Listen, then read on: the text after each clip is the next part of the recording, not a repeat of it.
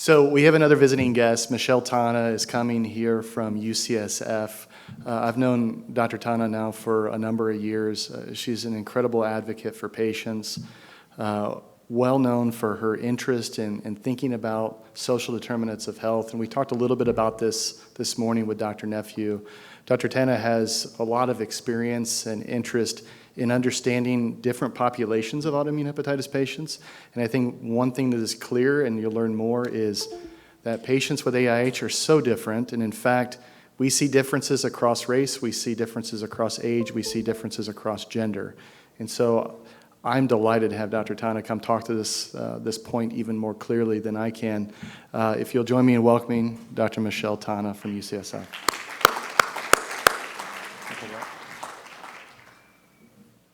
Okay, hello everybody. Well, let's see. I hope that you all are doing well and still interested and engaged at this point in the afternoon. So as Craig said, my name is Michele Tana, and I am an associate professor in the Division of Gastroenterology and Hepatology at UCSF. I wanted to start with an anecdote that just came to me as I stepped up to the microphone about, and this is as we're pulling up my slides, so anyways, about a decade ago, I was on vacation in Hawaii with my brother, and we went to a show where Don Ho was performing, and he called me and my brother up onto stage. Oh, sorry, I'll take off my mask. And invited us to sing Tiny Bubbles with him. But the first thing I did was I grabbed the microphone and I like slammed myself in the mouth with it. And people were like, "Are you okay?" I was like, "Yeah, I'm fine. Let's sing. Let's sing." But I know, exactly.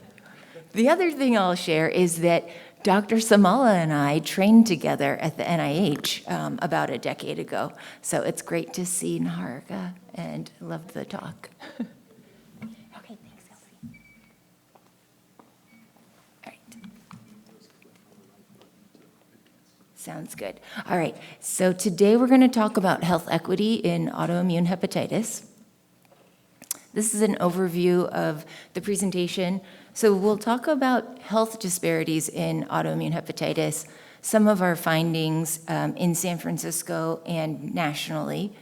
And then I'll tell you a little bit about our group's work in translational research and a prospective cohort study we have called POSSLD. And then we'll get into social determinants of health. So there is a very clear disparity in autoimmune hepatitis by gender that you all are probably very well aware of. But it's not completely understood why this disparity exists, why there's such a strong female predominance of autoimmune hepatitis. And these are a couple of schematics kind of going over potential explanations. So on the left is an algorithm or flowchart from a review article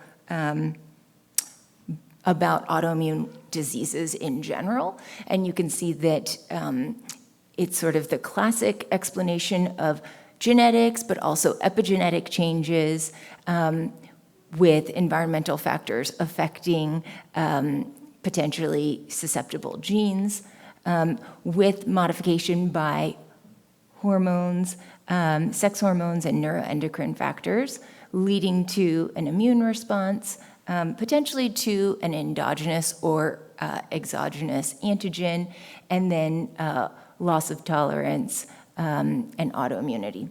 Let's see, Craig, is this a pointer in this? No. Okay. So there's no pointer. Okay, no problem. Okay, and then on the right is a pictorial from a review article by the Hamburg group, which does a lot of research on autoimmune hepatitis as well.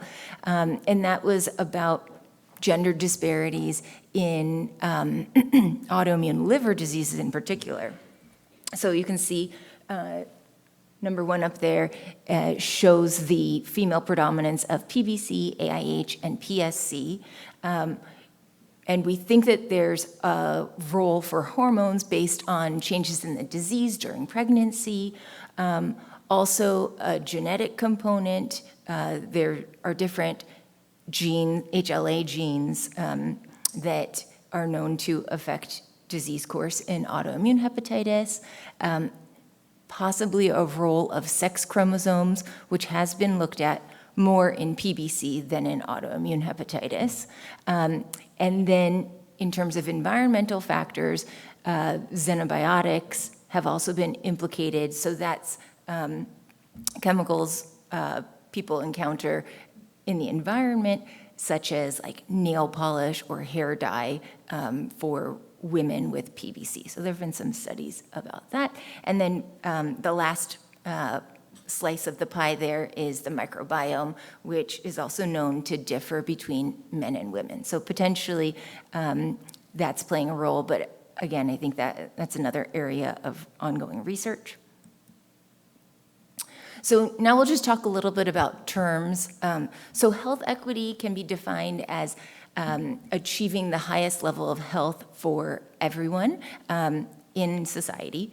And health disparities are differences in the burden of disease, injury, violence, et cetera, that may impede people's ability to achieve that optimal health, usually experienced by socially disadvantaged populations. And these disparities could be on the basis of multiple factors, including race, gender, disability, citizenship, or sexual orientation. And so social determinants of health are the physical, social, and economic conditions in which people live, grow, work, et cetera. So you can also think of them as the non-medical factors that affect people's health. And one underlying principle of health equity is that the health and well-being of all people and communities is essential to a thriving, equitable community. So now we'll go over some of the data on health disparities in autoimmune hepatitis.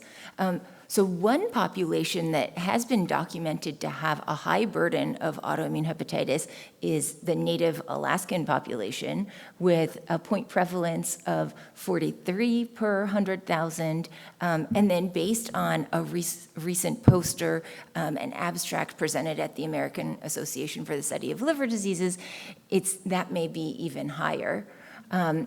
Also, amongst the native or indigenous population in Canada, there seems to be an increased prevalence of autoimmune hepatitis.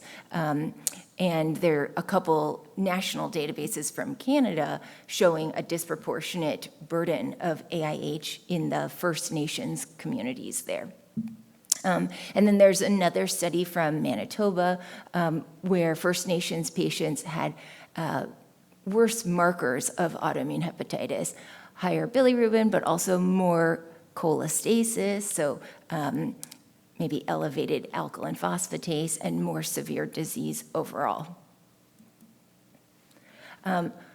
There has been research also on Black American populations, with African Americans being found to have more severe AIH.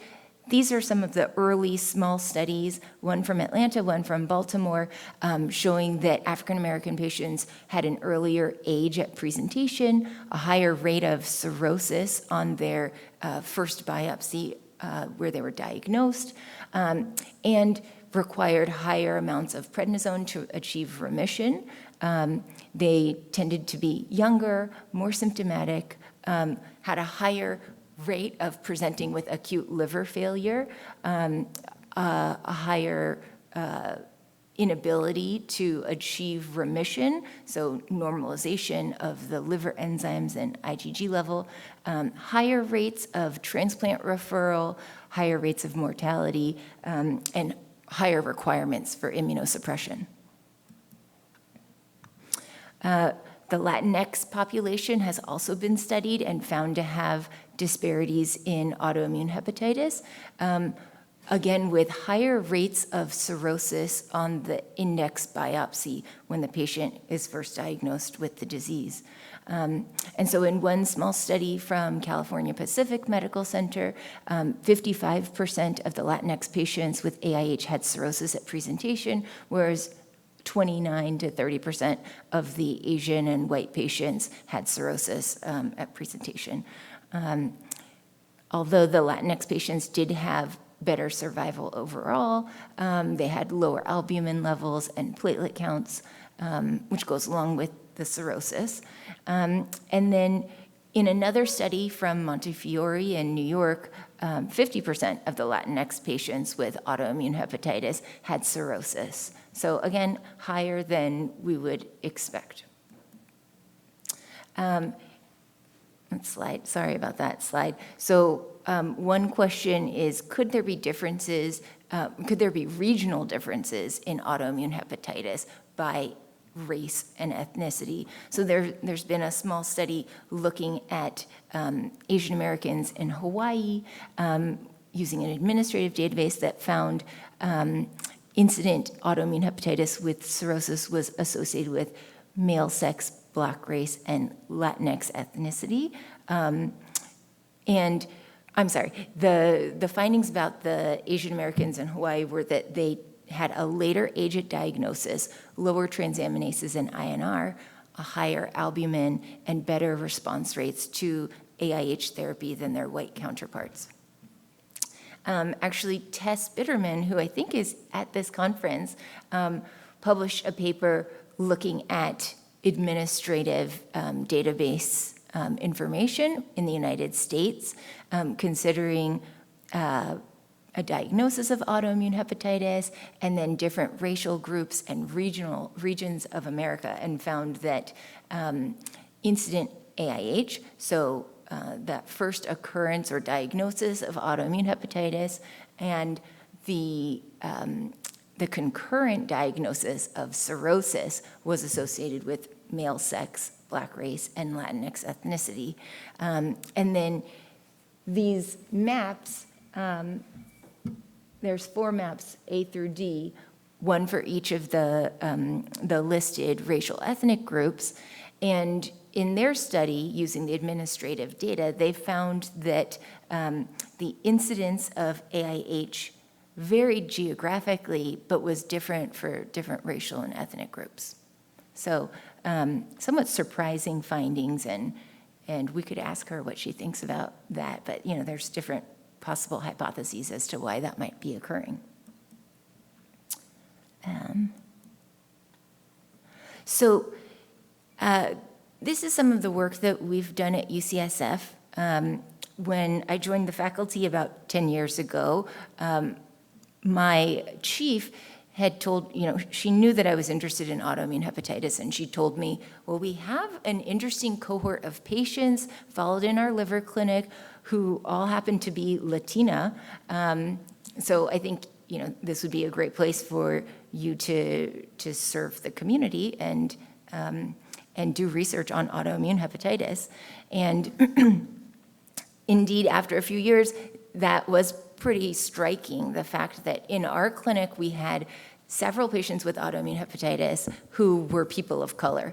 And we set about looking at the data, first using the hospital's annual report to get a sense of the patient population served, and then using EHR curated data from the electronic health record to find out the demographics of the patients with autoimmune hepatitis. So we ended up doing a comparison between the patients with autoimmune hepatitis and controls without. And in a multivariable model, we found that a diagnosis of autoimmune hepatitis was associated with a significantly higher odds of being Black, African American, Latinx, or Asian American. So our next question was, is that a local phenomenon? Is that something that we could reproduce nationally, and so we utilized data from the National Inpatient Sample, which is a large administrative database of hospitalizations in the United States, sponsored by the Healthcare Cost and Utilization Project. And we looked at thousands of hospitalizations, picked out the ones with a primary or secondary discharge diagnosis of autoimmune hepatitis, and then looked at the racial and ethnic composition of those patients, as well as lots of other variables which are available in the database. But again, we found that the racial and ethnic distribution of the hospitalizations for AIH were significantly different than all the other hospitalizations in the database, with African American and Latinx patients having the highest hospitalization rate for autoimmune hepatitis. And then furthermore, the National Inpatient Sample Database has information on mortality or death during those hospitalizations. And in another multivariable analysis, we found that mortality during a hospitalization for autoimmune hepatitis was significantly associated with Black race.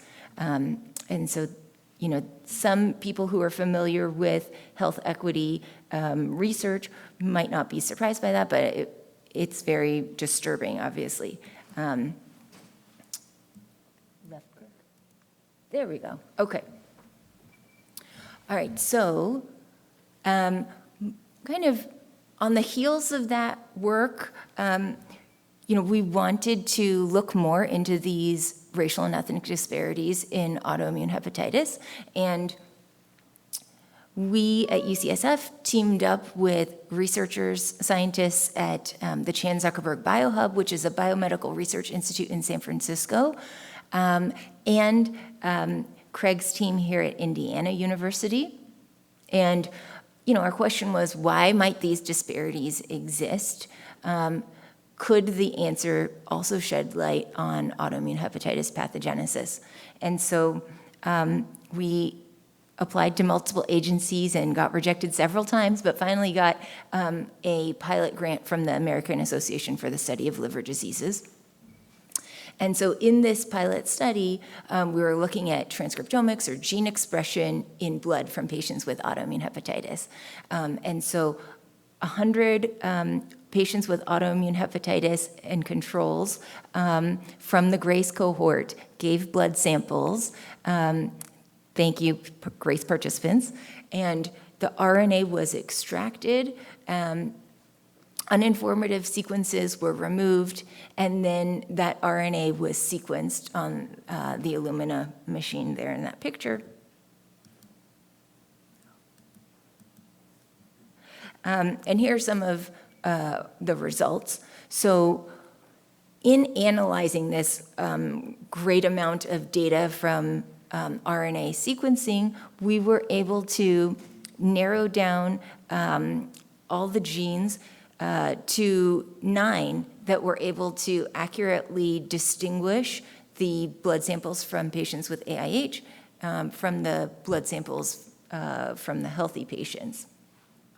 Okay. And then, using that gene expression data, we were, you know, this is kind of a bioinformatics puzzle, right? And so we used pathway analysis software to figure out which gene expression pathways were most significantly different between the AIH samples and the healthy samples.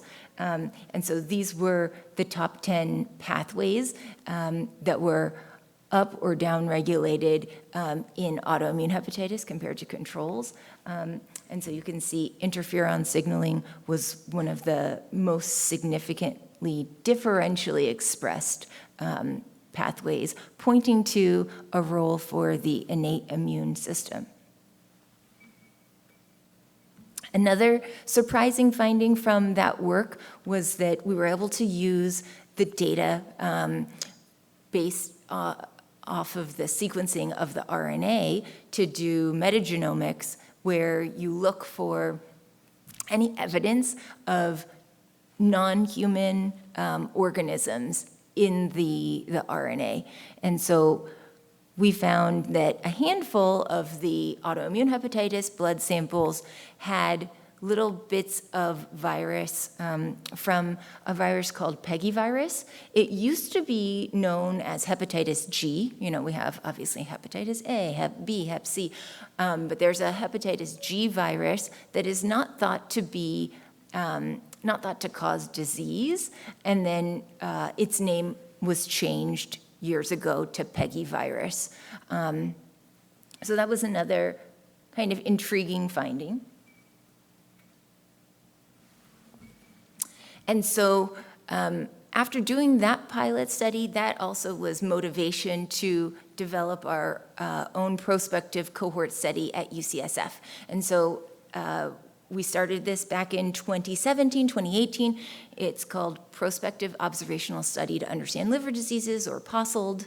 And you know, because my clinical practice is based out of San Francisco General Hospital, many of the first patients were enrolled there, but now we're actually enrolling patients at all the UCSF campuses, Parnassus, Mission Bay, and Benioff Children's Hospital in Oakland. And as you can see in this slide, it's a cohort study where we're enrolling participants with autoimmune hepatitis and then different comparator groups. We're following them over time, doing periodic assessments, including collection of clinical data, blood and liver biospecimens, and then questionnaires, including on social determinants of health. And then following them for outcomes such as response to therapy, fibrosis progression or regression, decompensation, transplant, and death. And so the POSLD study has become a rich resource with which we can ask multiple questions. And so the POSLD study has collaborated with the Derisi lab, that's this gentleman here, and we obtained funding from the UCSF Liver Center and the National Institutes of Health, the NIDDK, to ask the question, you know, what could be the autoantigen in type 1 autoimmune hepatitis? So as you guys might know, there's the more common type 1 autoimmune hepatitis and the less common type 2 autoimmune hepatitis, which mostly affects the pediatric population. There's not too much difference in how the two are treated, but there are differences in how they're diagnosed and their autoantibody markers. And a specific antigen has been worked out for type 2 autoimmune hepatitis, but not type 1. And so there's this technology that the Derisi lab has been developing called phage immunoprecipitation sequencing. And so we've been applying that technology to samples from patients with autoimmune hepatitis through the POSLD cohort, also that Hamburg group that I mentioned to you, and another UCSF cohort of patients with liver diseases. And so this diagram in the middle kind of shows how the assay works. So in the laboratory, you develop a library of viruses that infect bacteria or phages, and then those phages can be cloned to express amino acids in short segments, like 49 amino acids from every single protein in the human genome or proteome. And then those viruses, those bacterial viruses expressing the proteins are mixed with serum samples, blood samples from patients with different diseases. And then after several incubations, washes, and pull downs in the lab, you can select those viruses that are bound by antibodies from the different patient samples. You can sequence and figure out the exact code of the proteins that the patient samples are reacting to. And the idea is that it could give us insight into what the autoantigen might be in autoimmune hepatitis. And we could also assess for molecular mimicry, because you remember we found those viral sequences in some autoimmune hepatitis samples. So there is a theory in autoimmune diseases that potentially a viral infection sets off the immune system to react to a protein in the body that's similar to that virus, maybe Peggy virus, but we can use different software programs to assess for the possibility of molecular mimicry in autoimmune hepatitis based on the FIP-seq results. And so the idea here is that we could develop novel biomarkers and again improve our understanding of autoimmune hepatitis pathogenesis. So in some of our early work, we did find that the FIP-seq assay was able to accurately identify some known antigens in primary biliary cholangitis, or PBC. So SP100 antibodies were identified through that FIP-seq assay, and DBT, which is one of the antimitochondrial antibodies. Both were positive in some of the samples from patients with PBC. And then for the samples from patients with autoimmune hepatitis, a gene called CEP6 was identified through the FIP-seq assay. That is the antigen for the anti-SLA autoantibody. So, you know, our go-to autoantibodies in diagnosing autoimmune hepatitis are ANA, anti-nuclear antibody, ASMA, anti-smooth muscle antibody, or anti-actin. But then there are these other more obscure autoantibodies that clinicians sometimes use or send off in trying to make a diagnosis of autoimmune hepatitis, or in trying to theoretically prognosticate a patient's and predict a patient's course in autoimmune hepatitis. So anti-SLA is one of those more obscure autoantibodies, but it's highly specific for patients with autoimmune hepatitis. So that turned out to be a hit in this FIP-seq assay, meaning it was positive in some of the autoimmune hepatitis samples, but not the controls. And then another hit was RXFP1, which we'll have a slide about later. So that was also kind of a novel finding. And then this other protein DIP2A, which you can see here in the bottom panel. And then to the right there, it's showing homology or like similarity between different peptides of that gene and a virus, HHV6.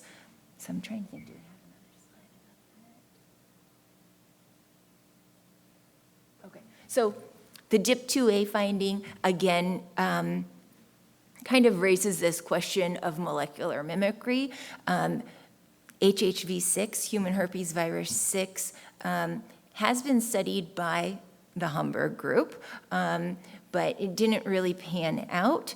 But it's interesting that in our FIP-seq assay, we did find sort of a signal with this gene, DIP2A, that structurally is quite similar to HHV6. Okay, so the RXFP1 protein that I mentioned on the prior slide is relaxin family peptide receptor 1. And again, just a small number of the AIH samples had antibodies to a particular portion of this protein. You can see that in A.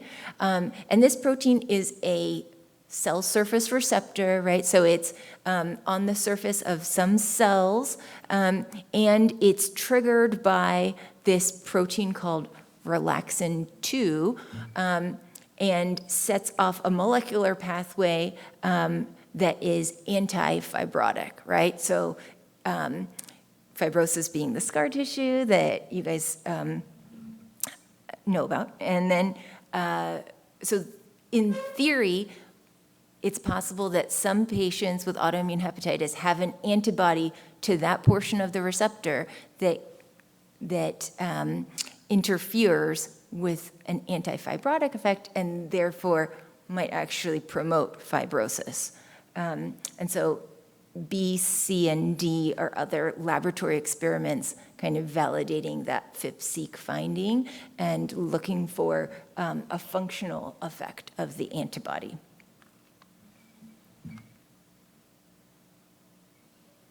Another study that we've been doing with the POSSLed cohort and the lab of Bruce Wang, who's the gentleman in the corner there, is a study funded by the Chan Zuckerberg Initiative. And here's sort of the conceptual model. So we know that there are disparities in liver diseases like autoimmune hepatitis by sex, by race, ethnicity, by age too. And so we were using mouse models, I should say his lab was using mouse models of liver injury, and then also biospecimens from patients in the POSSLed cohort who had autoimmune hepatitis and metabolic dysfunction, associated steatotic liver disease, and applying technology like single cell and single nucleus RNA sequencing and small molecule FISH. So similar to the technology we used in the transcriptomic pilot, where you're sequencing, finding out exactly which nucleotides are being expressed from given genes in a sample. And the idea here is to determine how hepatocytes and other immune cells are interacting during these inflammatory liver diseases. So what's different here is that the AASLD-sponsored pilot was on whole blood samples, and that's like so-called bulk RNA sequencing. So you're analyzing all different types of cells at once in a given tiny little blood sample. In this single cell or single nucleus technology, you're separating out individual cells or individual nuclei from cells, and then sequencing which genes are being turned on, regulated down, expressed, or turned off, et cetera. Okay. Let's see.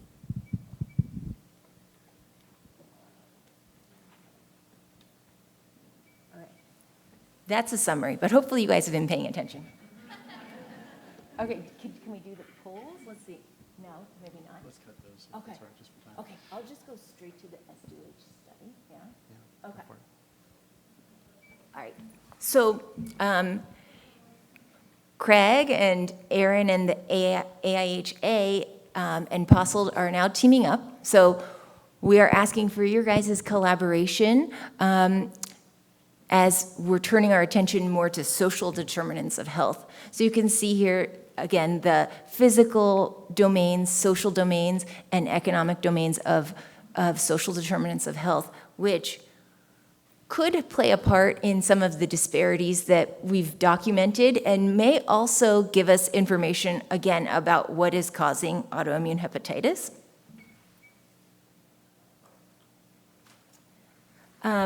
So this is a QR code to a survey about social determinants of health, and it's geared towards people living with autoimmune hepatitis and controls. So if you want to copy down that link or take a photo of the QR code, the short link is redcap.link/AIHA-SDOH. And then you can also forward it to friends and family without AIH. But our goal here is to figure out which domains of all these social determinants are linked to a diagnosis of AIH, if any, and which factors, which social determinants are linked to outcomes in autoimmune hepatitis. So would really appreciate your guys' collaboration on that. And I think